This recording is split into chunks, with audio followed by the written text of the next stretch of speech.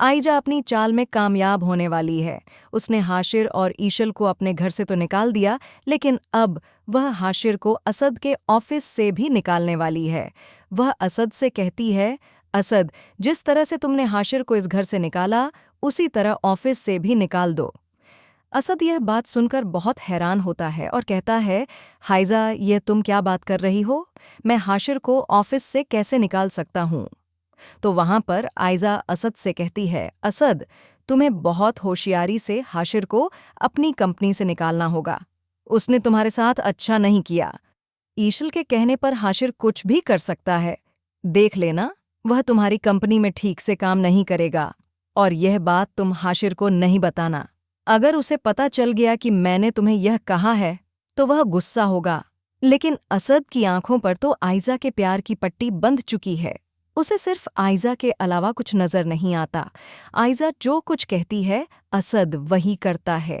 उधर अब ईशल की माँ भी परेशान हो रही है, क्योंकि हाशिर असद और अपने भाई को छोड़कर ईशल के साथ रहने लगा है। तो ईशल की माँ ईशल के पास आती है और कहती है, ईशल बेटा, यह बात तुम जानती हो कि हाशिर तुम्हारे साथ इसी घर में रहता है। देखो, अगर असद ने उसे कंपनी से निकाल दिया तो बहुत बुरा होगा। तुम प्लीज हाशिर को समझाओ कि वह ऑफिस जाए। कहीं ऐसा ना हो कि हाशिर को बिजनेस में से भी कोई हिस्सा ना मिले। ईशल अपनी अम्मी से कहती है, अम्मी, आप परेशान ना हो। हाशिर बहुत समझदार है, वह ऐसा नहीं करेगा। और अब आयजा हाशिर के खिलाफ प्लान बना रही है कि उसे बर्बाद करके ही रहेगी। आयजा अपनी माँ के घर जाती है तो उसकी माँ उससे कहती है, आयजा, खुदा से डरो। शुक्र करो अल्लाह का कि तुम्हें असद जैसा शौहर मिला। तुम्हारे पास अल्लाह का दिया हुआ सब कुछ है। तुम जो असद की दौलत पर ऐश कर रही हो, कहीं ऐसा ना हो कि तुम्हारे बुरे कामों की वजह से वह सब तुम्हारे हाथ से चला जाए। क्यों कर रही हो हाशिर के साथ ऐसा?